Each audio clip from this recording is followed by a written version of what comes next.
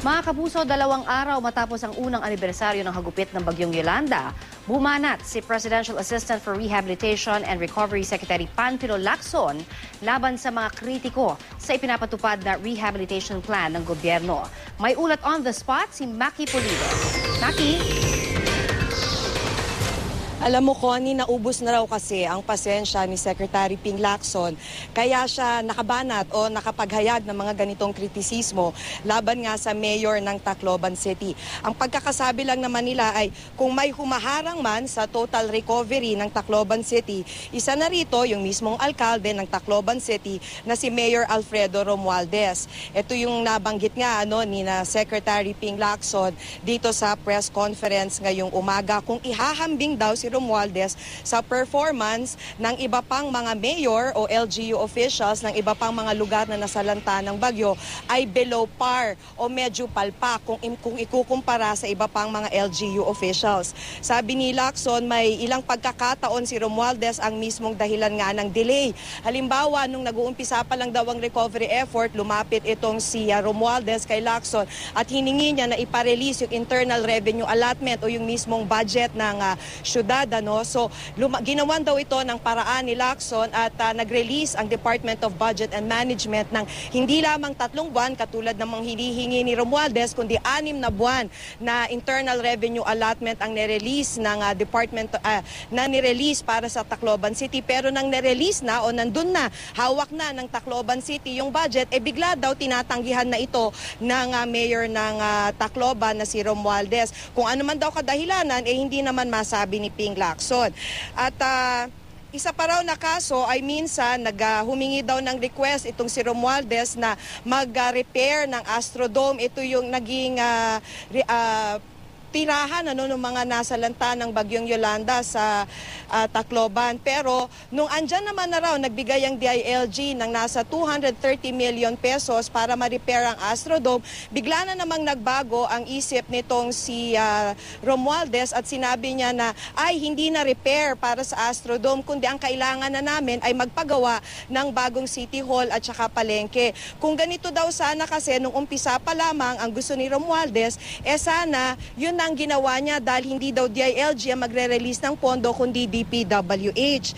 Kaya nga sinasabi kanina ni Ping Lacson na minsan nagiging cause of delay pa ang mismo mayor ng Tacloban City at kaya siya napupuno ay lagi daw naririnig ni Ping Lacson na sinasabi ni Mayor Romualdez na wala raw pondo na ibinibigay ang national government, pero ito ngang DILG ay isa lamang halimbawa na may hawak na pondo na downloaded mula sa DILG to the Tacloban na City Hall or LGU at hawak yan ng LGU ng Tacloban. Kaya nga sinasabi ni Ping Lacson ay kasinungalingan ang sinasabi ni Romualdez na wala siyang natatanggap na pondo mula sa national government at simula bukas ay i-check nitong si Secretary Ping Lacson kung saan na napunta or nagastos yung mga na-download na pera mula sa national government papunta sa Tacloban LGU. Ang isa pa sa binabanggit kanina ni Secretary Lacson ay sinusuportahan pa raw ni Mayor Romualdez ang mga anti-government supporters. Nadiskubre nga raw niya na tambak ng mga anti-government placards ang likuran ng City Hall at minsan pa ay nadiskubre rin niya na mismong mga bus na binayaran ng City Hall ng Tacloban pumarada pa mismo dun sa City Hall ng Tacloban. Ibig sabihin, ito daw ay nirentahan at naghakot pa sila ng mga magrarally laban sa gobyerno mula pa sa labas ng Tacloban para lamang may magprotesta laban sa sinasabi nga raw na kabagalan ng gobyerno sa pag-rehabilitate ng Tacloban City. Pakinggan natin ang bahagi ng naging pahayag ni Secretary Lacson. Just 2 days ago, while commemorating the first year anniversary of Yolanda, anti-government placards were seen stuck at the back of City Hall of Tacloban.